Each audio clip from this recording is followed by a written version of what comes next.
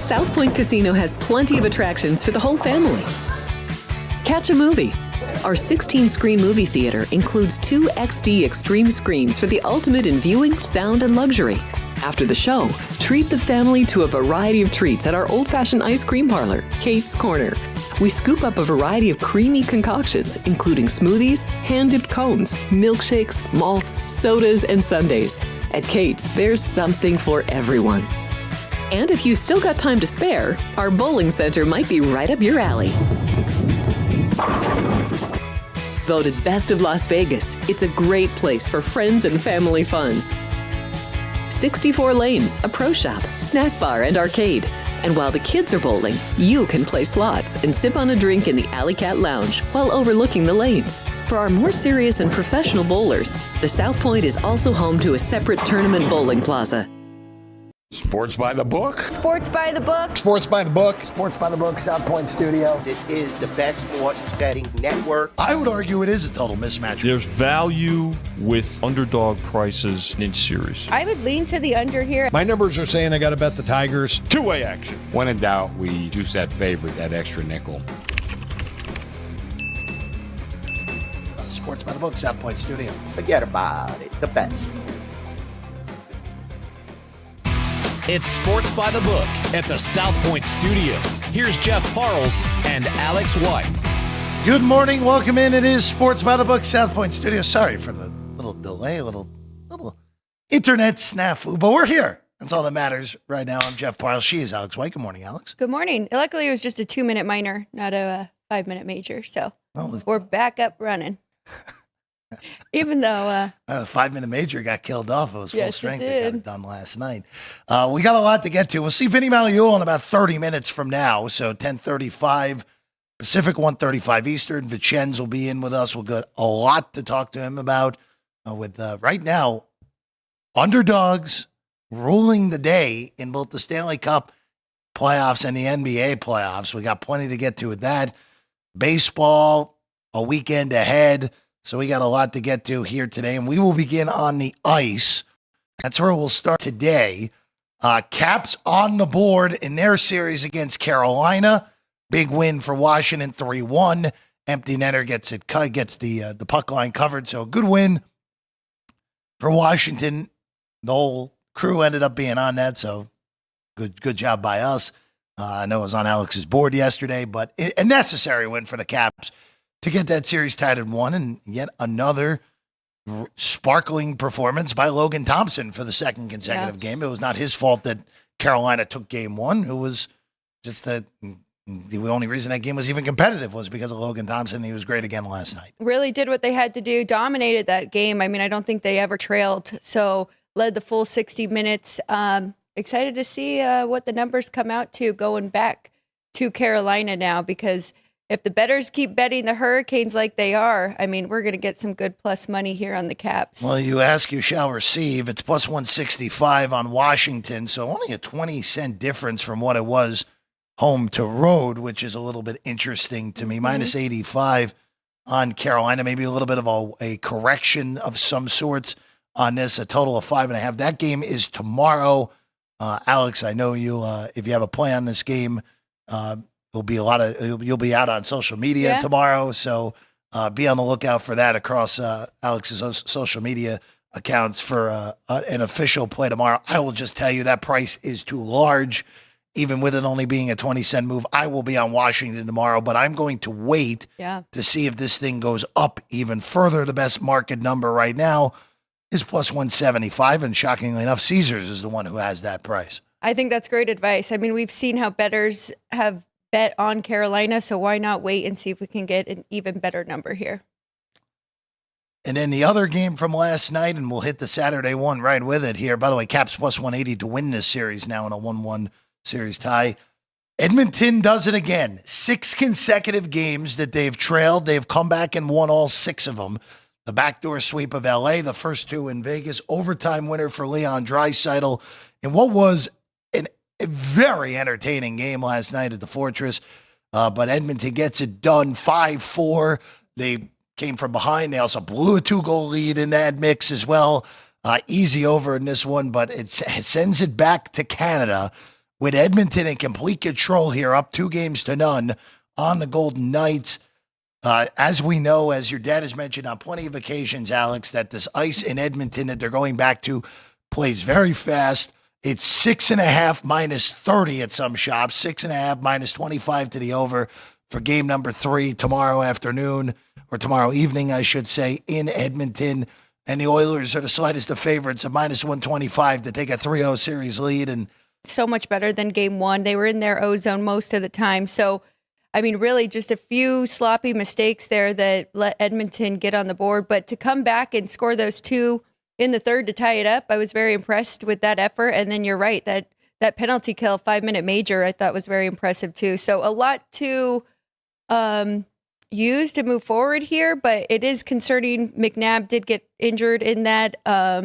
Still, waiting for some players to come back. So unless they're fully healthy, but I do think that dam could break here with Calvin Pickard. He is playing over his head, but I mean, if the Oilers keep scoring like this, so you're right. I think the only way you could look is over, because I mean, if the Knights are going to hang around, they got to keep scoring. Yeah, this is going to be a stay off for me completely. Again, Pickard had his leg rolled up on also in the third period before what ended up being the game tying goal for Vegas. Kind of surprised Pickard. Could have very easily gotten the refs to blow that thing dead. I know Knights fans are a little bit agitated that there wasn't a penalty in overtime on a play McNabb ended up getting hurt on. I think it was just more unfortunate, more so than anything. Don't think you're getting that call in overtime. But again, Edmonton is now the betting favorite to win the cup, as you see behind us. They're 3-1 to win the cup, and not a shock here. A game ahead of Dallas's pace. Could be heading for another Edmonton-Dallas West final like we did a year ago. Of course, Edmonton won that en route to making the cup final last year. All right, we go to tonight, though. Game 3 in Florida. The Panthers and the Leafs. It's going to be Woll again. Stolarz did not even travel with his concussion. Again, I'm not sure we see him again in this series at this rate. Maybe a game 7, but if you're Toronto, you're hoping it doesn't even get that far. Mm-hmm. -2. We talked about this a little bit yesterday, Alex. It's a -220 price on Florida. That feels really steep. I understand you're down 0-2. You're paying a little bit of a premium here. But, boy, that feels like a steep price here at home. Am I saying they're going to lose the game? No, but I don't want to lay 220 with Florida with a total of 6 here tonight. I am very intrigued with that +190. So my numbers came out to Panthers -150. Okay. If I give them 25 cents here for desperation, I can get to 175. So I'm really, 15-cent difference getting that +190. But I like the way that Toronto's playing a lot. They're playing really physical. 25 block shots to Florida's 8 in that game, too. 41 hits. Panthers did have 39. But you're really seeing all the guys step up. Mitch Marner had a goal. William Nylander, Max Pacioretty, and Max Domi. So I like how they're playing. Austin Matthews with an assist. So everybody's really stepping up in this. They got to keep it going here. The Panthers, too. I mean, a lot of their top guys, Marchand even had a goal in the last game, too. But I think that +190 is just too juicy to pass up, even if you just sprinkle a little bit there. Yeah, I'm just staying, maybe it'd take a $1.50 with Toronto. But again, there's always the worry that this could be like a 5-2, 6-3 onslaught. Over seems good as well at 6. Both of these first 2 games have played as an over game. Wall on the road concerns me. And Bobrovsky just has not looked right so far in this series after, again, Florida played as well as, and this is just with how good the Panthers are defending Cup champions. Florida played as well as they could have in that Tampa series. I mean, Tampa was as good as anyone in the NHL this year, and Florida stomped them. That series was not competitive. 5 games very easily could have been a sweep. Again, I just wonder, like I've said the whole postseason, do they run out of steam at some point? We'll see how it plays out tonight. Again, I expect Florida to win, but it would only be a take of Toronto at that sort of price. Kind of crazy that it's that much. All right, game 2 in Winnipeg. Now, this is a reversal from game 1. Remember, Dallas was favored in game 1. Now, with the desperation factor and both teams again getting healthier, Scheifele came back for Winnipeg. Robertson came back for Dallas in game one. Scheifele even scored a goal for the Jets. This opened a pick, -10 each side, Alex. It's now -30 on the Jets, 5.5 the total. This is a stay off for the game for me, but I am willing to come back for a little more of Winnipeg on the series price at +270. This is probably your best realistic last chance on Winnipeg. Yeah, maybe you can get them after game 3 at a similar-ish price.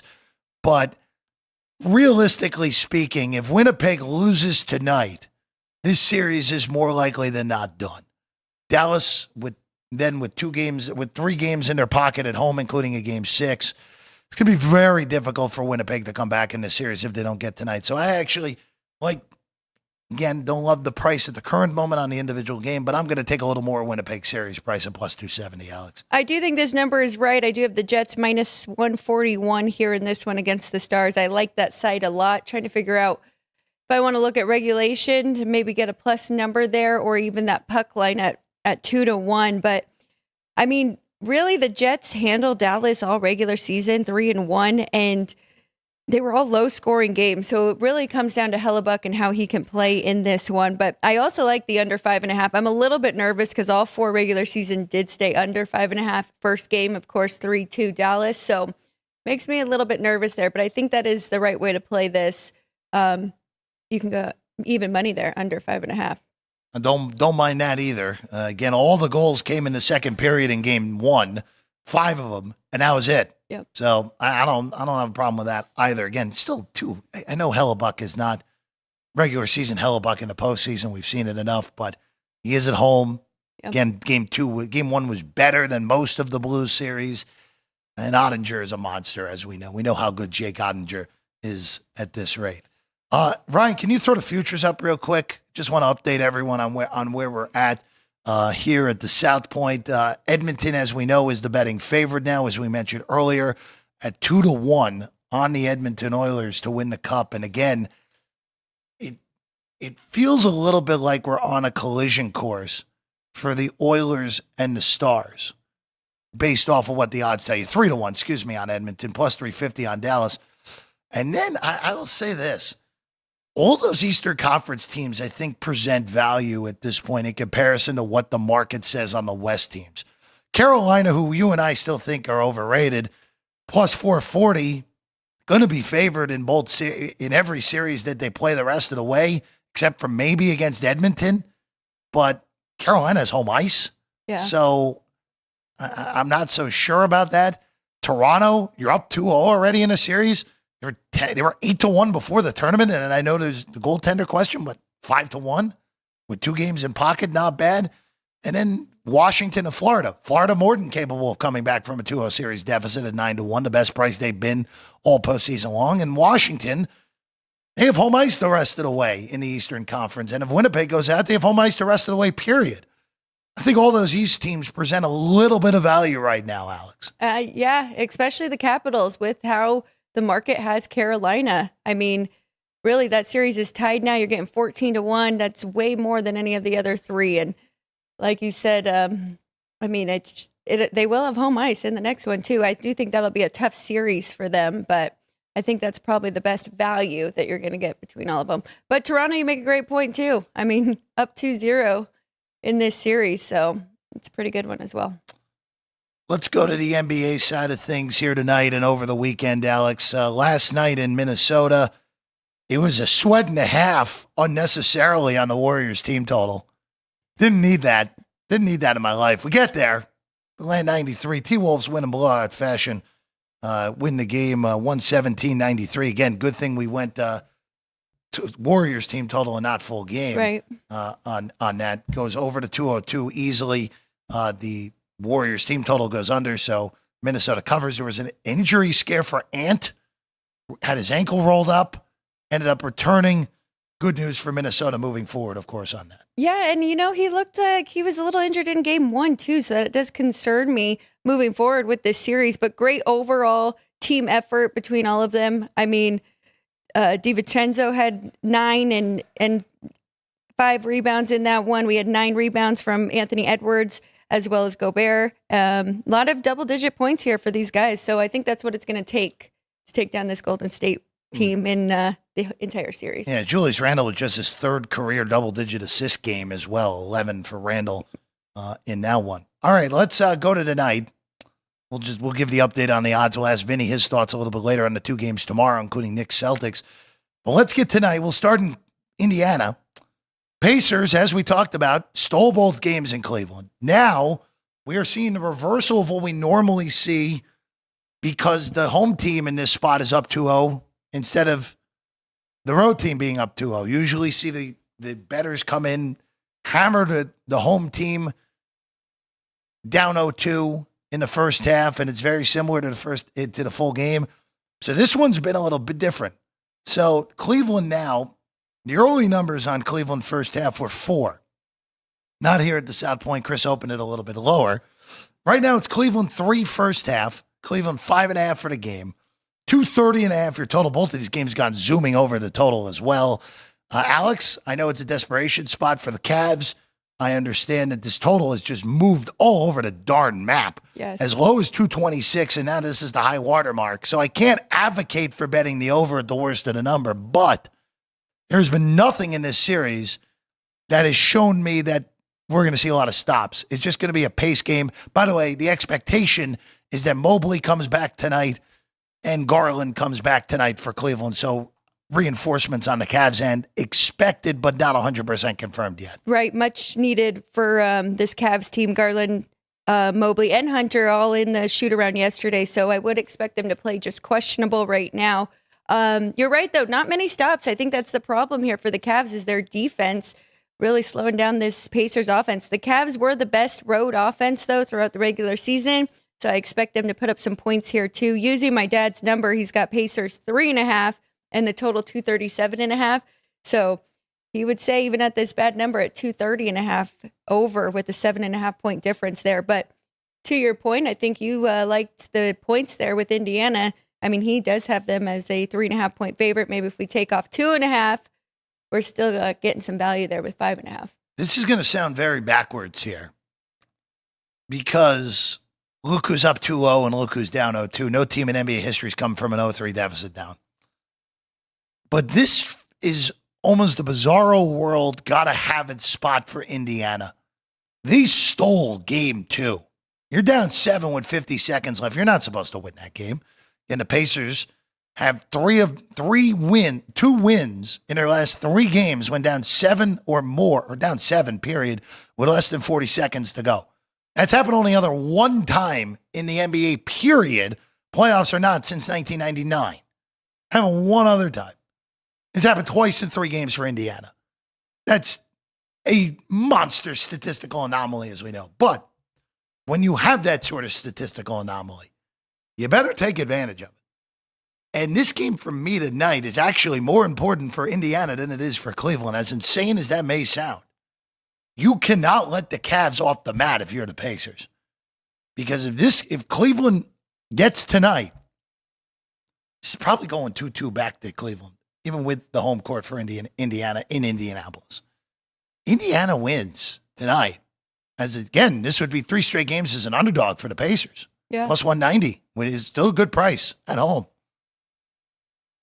Cleveland's not going to be the first team to come back from 0-3. So for the Pacers, this is it's a backwards pivot point. But if Indiana wins tonight, this is completely done. If Cleveland wins tonight, the Cavs are going to be favored yet again in this series price come before game 4, as we know. I mean, they're barely a dog as it is. They're only plus 135, down 0-2 without home court. I feel just, watching and keeping up with these teams all year long, wouldn't you be shocked if the Cavs lose this game? I wouldn't be shocked at anything at this point, Alex. I think that's the only way I can put it. And again, I do like the Pacers tonight. I like them plus the points. I actually think they win the game outright. I think this goes 3-0, and I actually think Indiana sweeps this thing out on Sunday. So, again, just those losses Cleveland took are just horrendous. And it's a gut punch. Again, Milwaukee season ended, so I couldn't really tell, but we'll see. But I'm on the Pacers here tonight. I would love to see a 6. That's all I'll say. I'd love to see a 6. I'm going to wait. I think I will see that 6 before this game starts. I saw it for 1 second before our show started. Getting, it may not be there for very long if it reappears. All right, let's go to Denver next. Nuggets, Thunder, 1-1. Of course, we know Nuggets totally stole game number 1. Thunder only put up 149 in game 2. Right now, Alex, Thunder are 5.5 in this one. For the series, Thunder are $5, minus 230 on the money line tonight. Total is 232. Alex, I don't really see a case for the under, even at that ridiculously high total, though. No, I don't either. And using my dad's numbers again, he's got the Thunder 4.5 and the total 242. So 10-point difference there for this one. I don't want to take too much, but I am trying to compare the two games and looking at game 2. I mean, it is concerning with 52 points in the paint for OKC to Denver's 28. 26 were fast break points to the Nuggets 5. On the flip side, though, could we make the argument that Nikola Jokic kind of picks his spots, and that was not a spot? So we'll probably see their best effort here tonight, but that leads me even more to wanting to take the over. I think we're going to get points galore from both sides. It's over or nothing. I don't have anything on the side. If you told me Denver wins this game, wouldn't be shocked. Told me OKC after the game 1 mess around, gentlemen's, wouldn't shock me. Very, very hard handicap on the side. But this game, again, both of these have been just uber overs. Any way you slice it. I mean, 149 points in game 2 for Oklahoma City. 240 total between the two in game 1. This is an over series. And I don't expect the tightening to come unless if we get to a game 6. That's when I expect the tightening to show up. Not in game 3, not in game 4. It'd be game 6. Maybe game 5 if we're 2-2. But I think this is a big time over yet again. Real quick on tomorrow's NBA games. We'll get Vinny's thoughts as well on this later. Celtics are 5.5 against the Knicks in an afternoon game at Madison Square Garden. Total 205.5. Knicks have to get 1. They have to get 1 at MSG. By the way, Celtics are still favored in this series at minus 125. Knicks have to get 1. I'm not sure if tomorrow's the one to get because, again, Boston, who has come the closest of anyone in recent memory of coming back from an 0-3, as we know 2 years ago in the East Final, down 0-3, tied a series up, and then put up an epic stink bomb in Game 7, and Miami took them out. But I am totally staying off of this game. Completely staying off. Because at some point you expect Celtic shooting regression to happen. But again, Boston, even with 25 of 100 from 3 in these first 2 games, they're up 20 in both of them and lost them both. I don't know what to do with this. Really have no clue. Staying off completely here tomorrow, Alex. I'm with you. I think this is a good spot to stay off. I mean, I'd lean to taking the points with the Knicks, them going back home, that place, being electric and then being able to at least keep it close. But you make a great point. I mean, they were down by 20 in both of those games, so could easily be a blowout here. Celtics take game 3, then we reassess for game 4. And then tomorrow in Golden State, I just want to see what the injury situation is across the board before doing anything. Timberwolves are 5, totals 200.5. All I'll tell you is if Steph Curry's out, bet the Golden State team total under again. Wow. I would do it again. Just make sure you're not going too low. Make sure you're like in a 94.5, 93.5 pocket at the lowest. But it would be an under on the Golden State team total as well on that. You don't think we can see Jimmy Butler step up a little more? Still could win the game 92-90, right? I don't know. I think this is an undergo of that one. All right, we're going to take a quick break. When we get back, baseball trivia question in the bottom, Vinny Magliulo, right here, Sports by the Book, South Point Studio. We have 11 amazing restaurants featuring a wide variety for every price range and appetite. South Point's Garden Buffet has something for everyone at unbeatable prices. Or, if hunger strikes in the middle of the night, join us at Coronado Cafe. The American menu offers breakfast, lunch, or dinner 24 hours a day, plus a Chinese kitchen for authentic Chinese dishes from 11 a.m. to 11 p.m. From steak and eggs to wonton soup, it's fast and friendly service 24/7. When you need a quick pick-me-up, You can find it at our state-of-the-art Starbucks just inside the main South Point entrance. Order ahead with the Starbucks app for easy mobile order pickups. Or enjoy your favorites in the relaxing dining area anytime, day or night. If you love Mexican food, Baja Miguel's has all of your south-of-the-border favorites. There are dozens of classics to choose from, like fajitas, ceviche, chimichangas, tacos, and more. And for spirit lovers, Baja's colorful non-smoking tequila bar is right outside.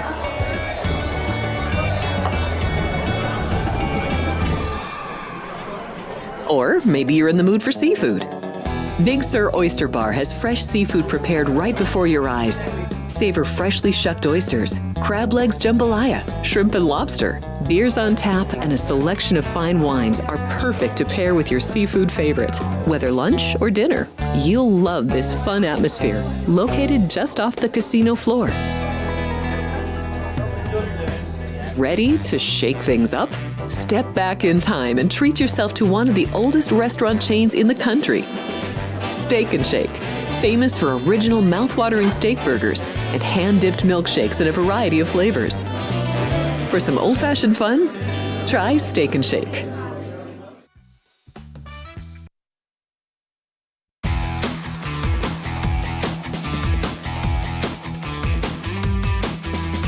Welcome back in at Sports by the Book. A little bit of we call that a false start, right? 5-yard penalty? I don't know.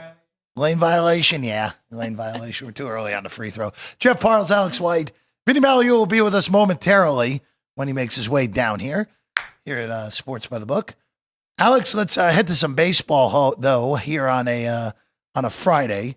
But before we do that, check in with the chat here. Yeah, Roger Long jumped in. He agrees with you. He says the Cavs are wounded and the Pacers can close out the series from here. It's hard not to argue with that. Dean Hilt jumped in. Good morning. Looking for the Dodger game. We will get to that. Attila, welcome. He brought up the Rockies, and it's hard not to bring up the Rockies from yesterday as well. Tigers 10-2 win and 11-1 win over the Rockies in their doubleheader yesterday. Yeah, competitive. Yeah. Competitive baseball. But both games went over. So there you go. And cover the run line. yeah, I'd say so. Tigers team total, by the way, and we'll get into the Rockies a little bit later. All right, let's go to baseball. Alex, these first two games on a card, we don't have plays, but we want to at least just update everyone on the numbers for both of these. We start in Pittsburgh. It's Falter and Elder. Braves take 3 out of 4. Controversial fashion last night against the Reds, but the Braves get it done. Yep. You know what? It's not a surprise that neither of us have anything on this game. The numbers haven't moved. Open minus 145 in Atlanta, plus 30 on the Pirates, total of 9, juiced under. Numbers haven't moved since they opened last night, Alex. No, and I mean, the only way I'd kind of lean is looking towards that over, right? I think both of these pitchers are going to get hit here. Do I trust the Pirates offense? No, not really. And the Braves isn't much better in the last 7. So it was a stay away for me. But I think that minus 145 with the Braves is the right number. First game with a new manager, Derek Shelton, was canned yesterday for the Pirates. Don Kelly takes over. I don't know if the Pirate offense is going to get any sort of boost. Again, the Pirates, and we talked about it, the Pittsburgh did such a disgraceful job this offseason building out their roster when you have Paul Skeens, when you have elite arms behind him as well. I know Jared Jones hasn't pitched yet this year, but Mitch Keller is a high-end starter. What the Pirates did this offseason was disgraceful. And if it wasn't for the Rockies, all eyes would be on the Pirates in the NL for how bad they are. They're 10 games behind the Cubs already. It's May 9th. With all those young arms, it's disgraceful what has happened, and it's not there. Hey, look, Derek Shelton's track record is not good, not even elsewhere other than Pittsburgh. But what Bob Nutting and that ownership group has done to what should be a franchise with the best ballpark in baseball, in my opinion, in PNC Park, it's disgraceful what has gone on in Pittsburgh, and the results have shown how disgraceful this offseason was all the way around. All right. After that little tangent from me. I do kind of like that manager boost. I mean, whoa, what would you give for that? Do you think 5 cents, 3 cents? I don't know. We got to ask the professional. Plus 30 on the Pirates here tonight. Yeah. All right, the other one that we don't have anything on, but it's an interesting pitching matchup. One of your favorites, Eric Fetty, goes against Mitchell Parker, who, other than one bad start, has pitched very well for Washington this year. Nats are minus 15 at home, total 8.5. Cardinals, as we know, great home team, horrendous road team. Cardinals are at 500 right now. They're 15-6 at home and 4-13 on the road. So a totally different team on the road, and the price kind of dictates that. Not good, right? And so it's a little bit of a lean to taking that plus price with the Cardinals, but I don't want to back them on the road while they're playing like this. And the Nats have been pretty good hitting-wise at home, so stay away again.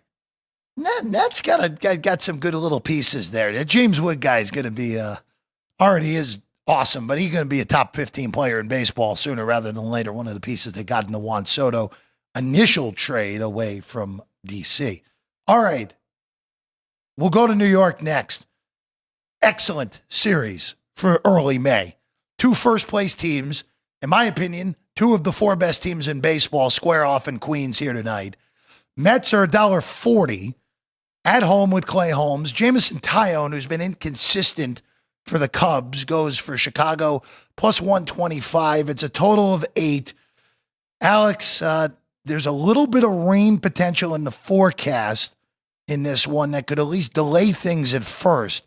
Once it gets out of the way, weather is going to be just a little bit chillier than you like for early May in New York. High 50s. Wind is blowing in, but it's negligible. It's not a big one.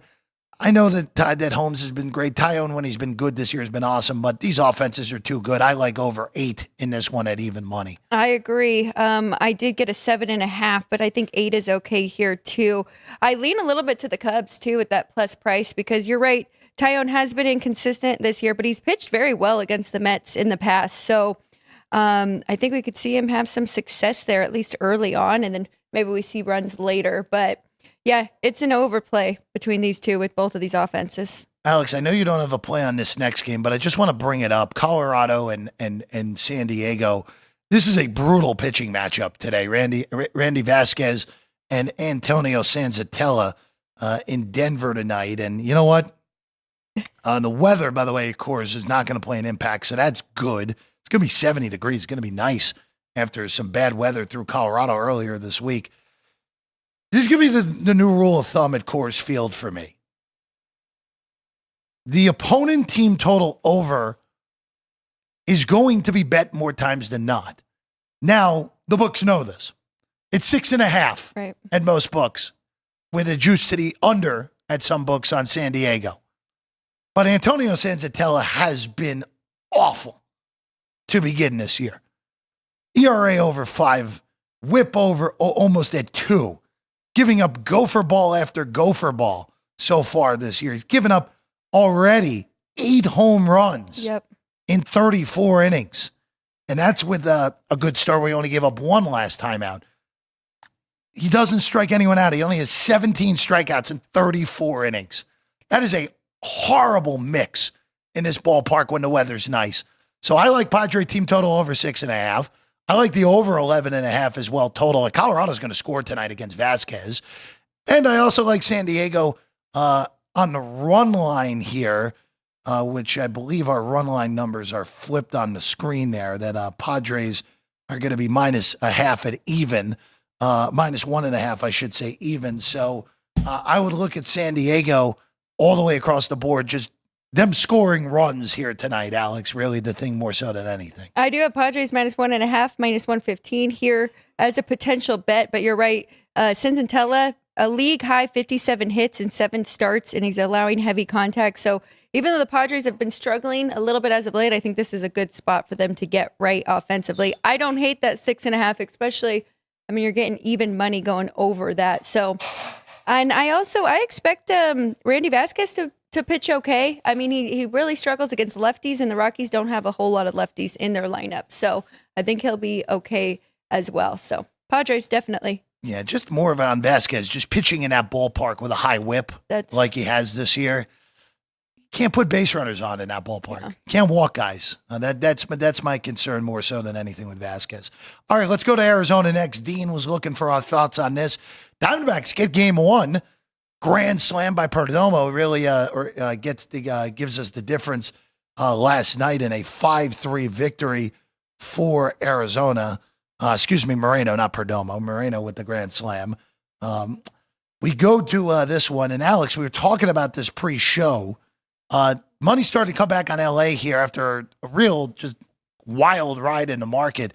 -10 on Arizona, -05 on the Dodgers, total 10. You still can't get +108 at Superbook on Sasaki tonight for the Dodgers. Rodriguez goes for Arizona. I think that's a play on LA if you can get those plus prices that are still readily available in the market. Definitely a play on the Dodgers here. So Brandon Pfaadt, he did his job. That was my only loss yesterday, is under in that first 5 because of that grand slam. Never would have expected that for Yamamoto to give that up there. But I think the Dodgers bounce back here in this one. Now, Sasaki usually has 6 days rest. He's going off of 5. I don't know if that is what the bettors were looking at and why they decided to back the Diamondbacks. I don't know if they thought they had the momentum from yesterday, but I definitely like the zigzag here between these two. And I definitely think the Dodgers can get to Eduardo Rodriguez. I think this is the Diamondbacks' actual weakest pitcher. So, I mean, he's got a median ERA of 3.5, just 5 strikeouts to his 1 walk. So, yeah, I definitely like the Dodgers, especially if you can get them at a plus price and as an underdog here. Yeah, still readily available if you want to take the Dodgers. Again, best record in the National League at the moment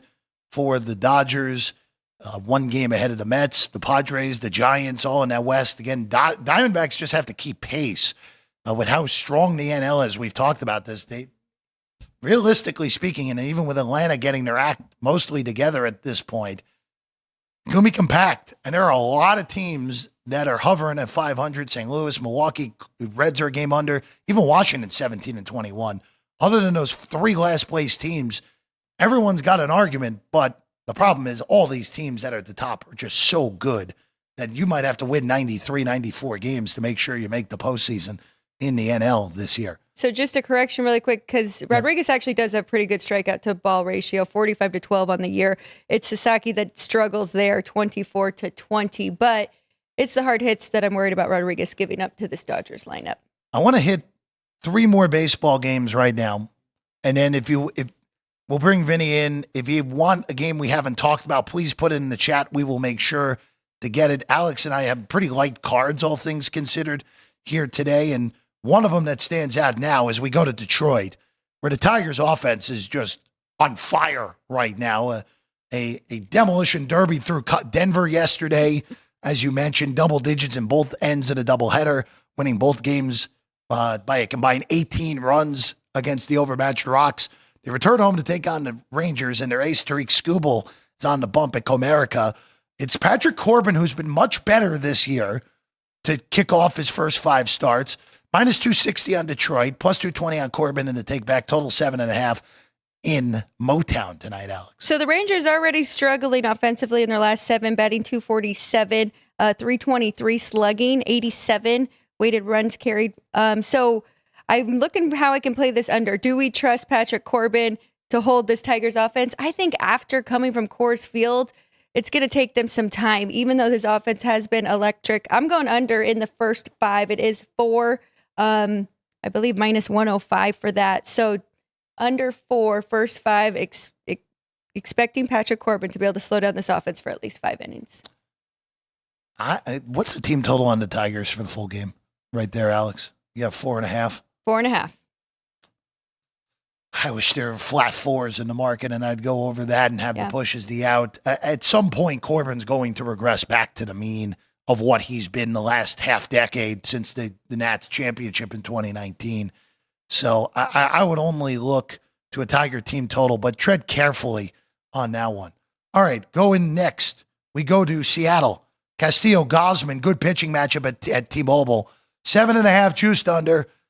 Mariners -40, +25 on Gosman here today, Alex. Another one, you said it, good pitching matchup. Haven't seen the best of both of these guys, but both of them, I mean, looking at Gosman holding his opponent's last 3 starts to a 133 average, and then Castillo on the other side to 125. So I like this under first 5 as well, especially at this ballpark, even though the Mariners offense too scares me a little bit. Under 4, -105 for this one too. And then one last one that Alex has a play on. We go to Cincinnati and Houston last. Reds throw Martinez. Hunter Brown, who's been great for the Stros, goes for Houston. -200 on the Astros, +80 on the Reds, 7.5 the total. Every time I try and bet on the Houston Astros too, that it gets bet up to a number that I think is actually too aggressive. But I did find one way to bet them, and that was first 5 minus half a run at minus 120. I think that's a good number there. It's not really fading the Reds, but I mean, Hunter Brown has been so good for them. And when he is on the mound, I mean, he's 5-1 this year. So the Astros have found ways to win when they have their ace on the mound. All right, let's take a quick break. Vinny Magliulo standing by, plenty to get to with Vicenz to wrap up a Friday edition of Sports by the Books at the South Point studio.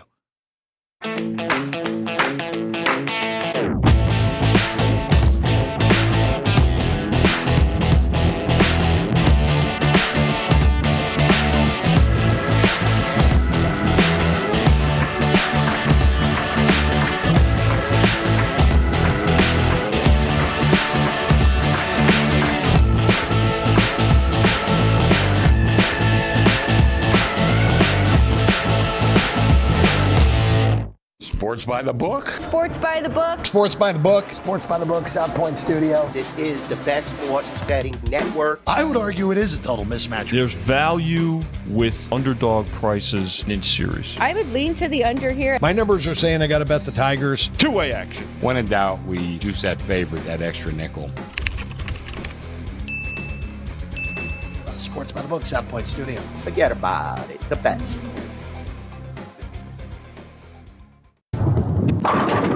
South Point Casino has plenty of attractions for the whole family.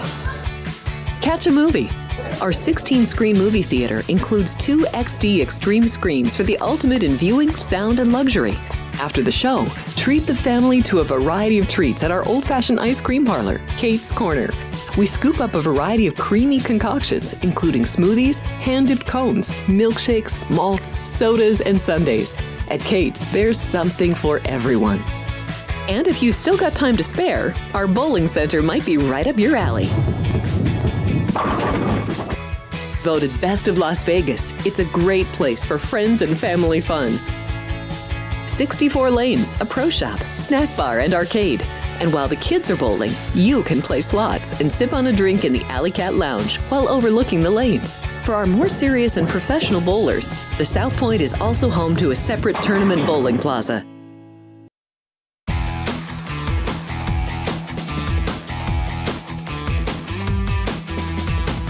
Welcome back in at Sports by the Book, South Point studio. Jeff Parles, Alex White, Donovan Mitchell behind Alex White's head right now. There we go. Got Halliburton behind mine. Cavs and Pacers game 3 later tonight in Indianapolis. And now joining us, he's always well-dressed. His hair is always perfect. Thank you. The one and only Vinny Magliulo with us, right? I'm glad nobody's sneaking up behind me. I don't like that. You have a Barbary Coast jersey behind. That's right. That's a Barbary Coast shirt, a softball shirt from.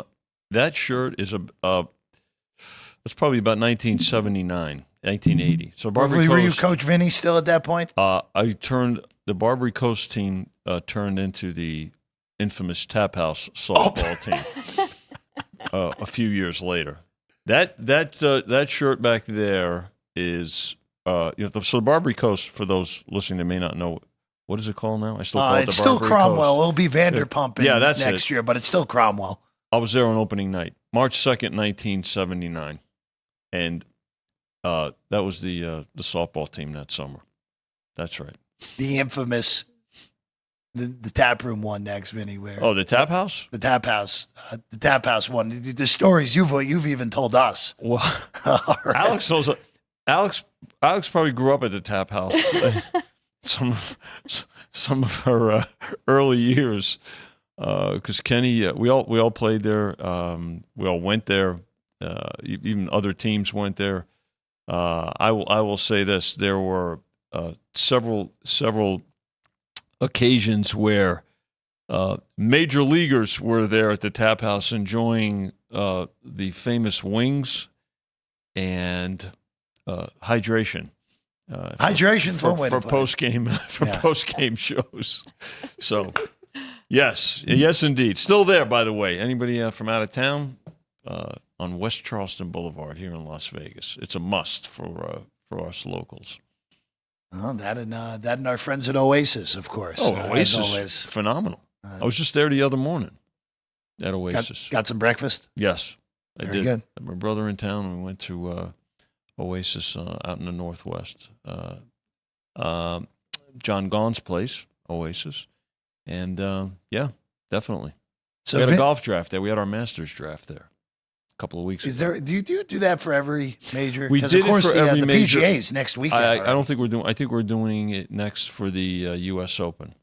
Actually, Pete, the new golf schedule kind of creeps up on you now with the PGA, and I know it's been years now, but the PGA now in May as opposed to August for all those. It's years. better because Much it's better. not going up against football. Yeah.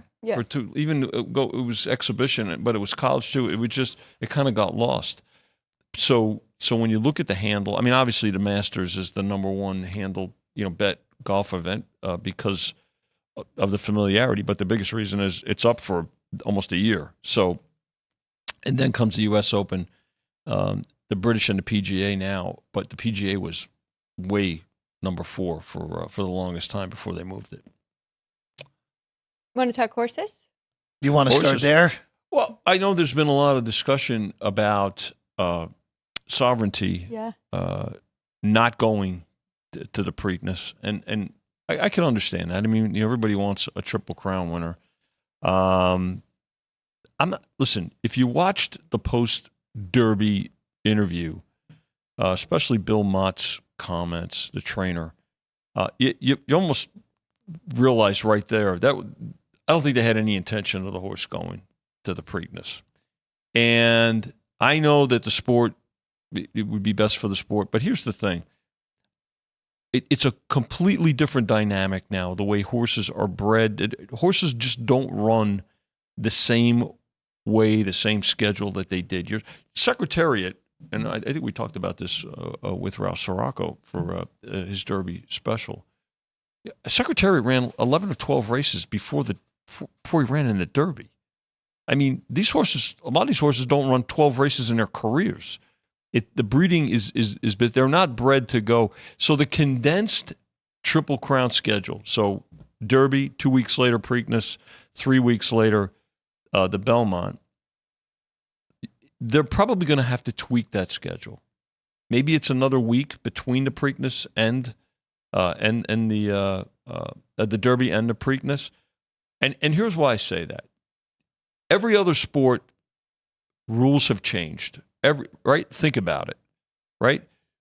You look at the NFL, the guys that set records with a 14-game schedule, then there's a 16-game schedule, there was a 16-game schedule, now there's a 17-game schedule. You have baseball with 7-inning doubleheaders. Everything has evolved. Everything has changed over the years, right? Number of games, things like that. Horse racing is probably going to have to change that. Now, to the purist, that's, probably going to, people are going to be up in arms about it. But that may be the progression of things, right? Because it's not working now. And I think that the fact that when you look at other sports and how they've tweaked things, then I think horse racing is probably going to have to do the same thing. So I saw this on social media yesterday, and I don't know if the folks in New York would be willing to go for this, but Derby obviously first Saturday in May. Yeah. That will never change. No, I don't think so. And should never change. Probably not. If you put the Preakness the first weekend of June, okay, and then you made Belmont a 4th of July weekend extravaganza. Yeah, it's not a bad way to go about it. No, it's not awful. I mean, and other things have changed too, right? I mean, let's remember this: the Belmont this year is going to be run at Saratoga. That's correct. It was last year as well because Saratoga is undergoing Belmont is. I'm sorry, Belmont. Yeah. The Belmont is going to be at Saratoga. Was last year and is going to be this year because of the renovations taking place at Belmont. So, it's a different track. It's a different surface. Yes, the distance is the same and all, but maybe that's something to consider as well, Jeff. And then provided the horses come out of the race okay, healthy, which we always hope for, maybe that's the way to go too. Look at the Super Bowl has changed too, right? It keeps getting later and later, right? Everything is later and later. We're going to have an NBA and an NHL champion in June. I remember when it was done in the first part of May. So all sports evolve, all sports change. horse racing is probably going to have to consider and embrace some changes too. Vinny, as a horse bettor, what are some of the positives with Saubertine not running in the Preakness? Well, Alex, For a good you. point. I think you'll see a lot more Maryland breds. So you always want to consider the Maryland breds, I guess. They're coming into the race, see how they do with familiarity. But also to see what horses from the Derby. I'll be looking at, let's say, the horses that were in the Derby that came out, how they ran, how they finished. Maybe some horses that didn't. We were talking off air. Rodriguez probably, with his style of just going out to the front, maybe hopefully we see Rodriguez in the Preakness. So looking to see who from the Derby is going to go and how they came out of how they ran and how they came out of the Derby, and including those that didn't, like a Rodriguez, and kind of looking at the Maryland breds, and then of course, the jockey assignments to those horses. Vinny, I want to go to the hockey next. Yeah. We talked about it earlier in the show. Edmonton up 2-0 on Vegas now. I think the path for the Knights back is pretty narrow unless if there's a goaltender implosion from Pickard, or if Pickard, again. Playing great. He was awesome last night. I know he gave up 4 goals, but he very easily could have been 7 with the pressure that he faced early in the game. The Knights could have been up in game 1, certainly more than 2-0. They could have been up last night more than 1-0 or as well. And I'll just say this with this, Vinny, and really it's been an underdog crazy second round in both the NBA and the NHL right now. Carolina won game 1 of their series. Dallas won game 1 of their series. Those are the only. Toronto was a dog in both games. Toronto was a home dog to Florida in both games. Yeah. Edmonton was obviously a dog. Yeah, so only 2 wins for favorites so far in the NHL playoffs in this round. And in the NBA, same deal. Oklahoma City covered game 2. Minnesota covered last night, and that's been it. All the underdogs actually have won outright in every other game, which makes for a very, I would imagine, a very, very peculiar position you guys are in the back there, because this doesn't normally happen, especially in the NBA. It doesn't. And when you look at the, let's say, look at the NFL season, right, where straight up, I'm talking about mainly, right, money line, favorites had the best season, I want to say, since the early 90s, like 93. The NCAA tournament as well. I mean, you had 4 number 1 seeds go to the Final Four. Now, with the dogs winning, but here's the thing too: the bettors are much more educated today too. You would, because the prevailing school of thought to some folks is that, okay, so all these dogs not only covering but winning outright, it's got to be great for the books, right? Well, people realize too that the dogs, it's a different season when the postseason arrives. Case in point, right? When you look at the Knicks during the course of the season, if they didn't have the worst defense against the 3-point shot, they were right there. They were awful against the 3 during the regular season. They're holding the Celtics to what, 25% now? 25 of 100. You could say that the Celtics are just not shooting well. You got to attribute that to the Knicks. Teams play better defense. They play more defense in the playoffs because it means more, right? Players play more. Right? There's no load management. I mean, if somebody doesn't play, Steph Curry, he's hurt. It's legitimate that they're hurt. And again, now you translate. Bettors do more research. There's more information available for them, and they pay attention to it. And credit the bettors for that. So we've got to be mindful of that. And as always, you still want that good mix of some favorites, some dogs.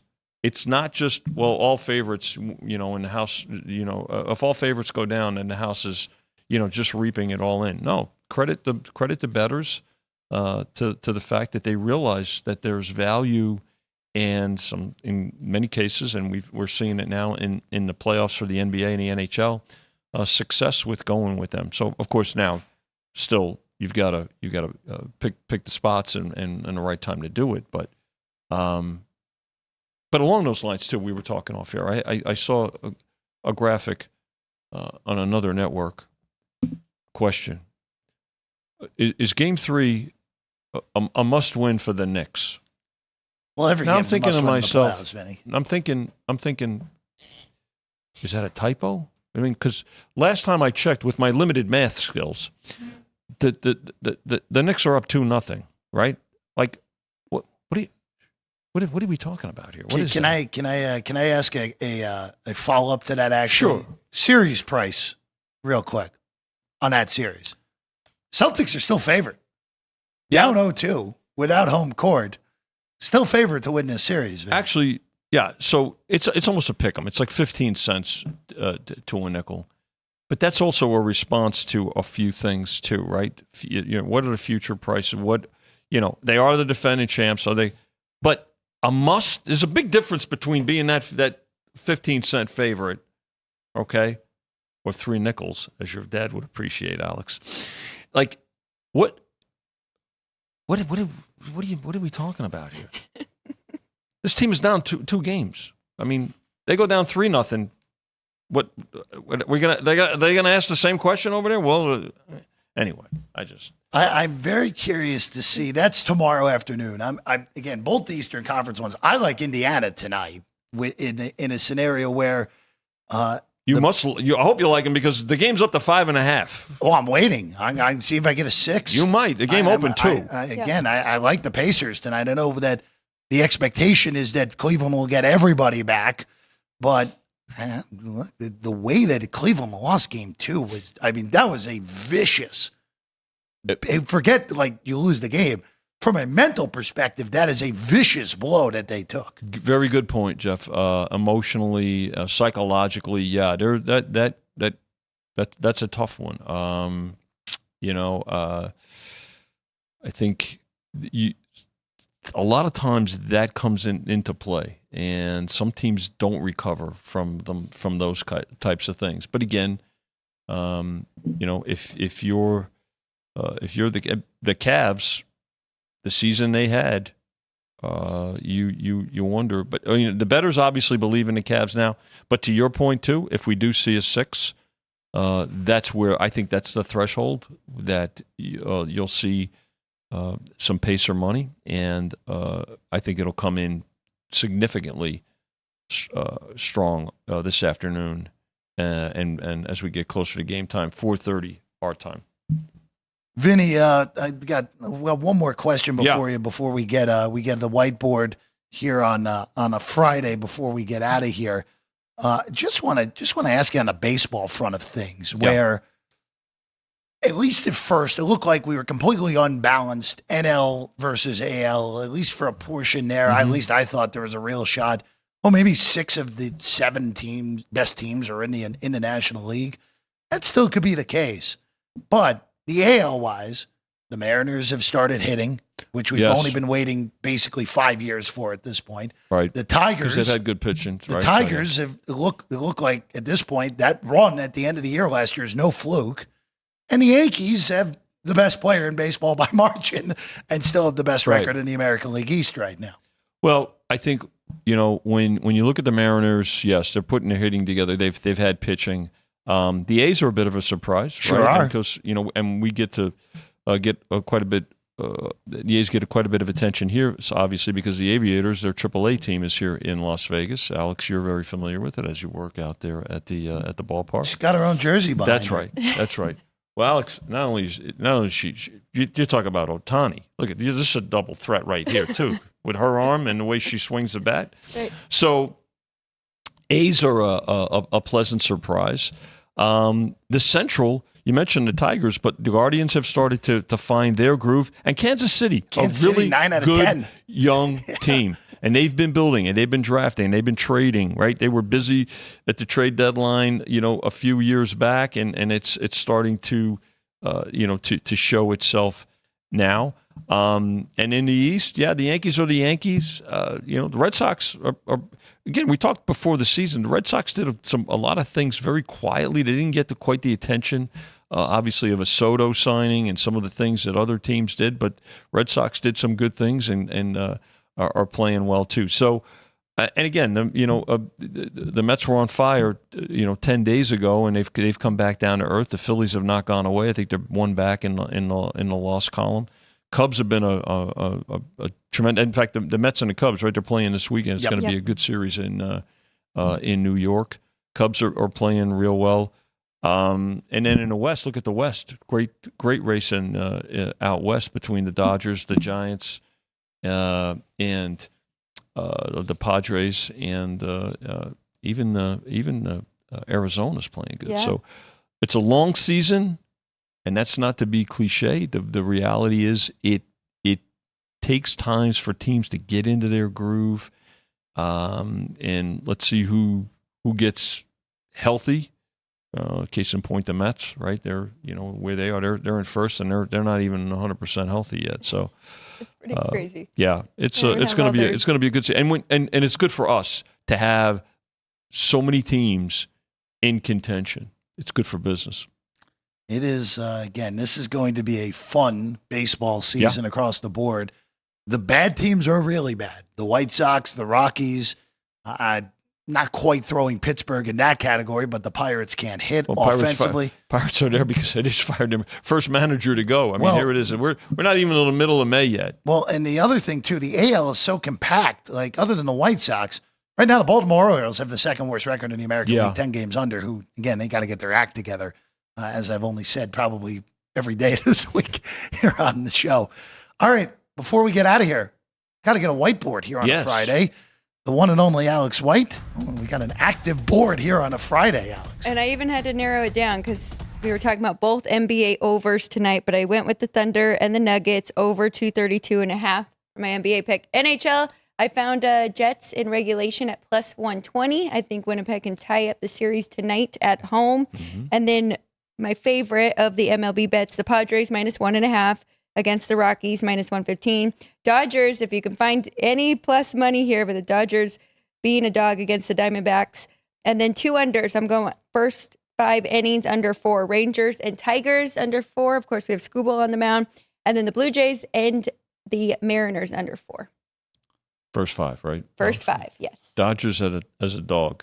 It's like Haley's Comet. Yeah, I would say it happen that often. And I would argue the better pitcher too, which would very, very strange on the way that's been bet, and because Dodgers did open a small favorite, the market took Arizona across the board here today. All right, that's all we got. It's been a Friday. It's been a week. Amazingly enough, it's gonna be May double digits tomorrow, May 10th tomorrow. Wow. How about that?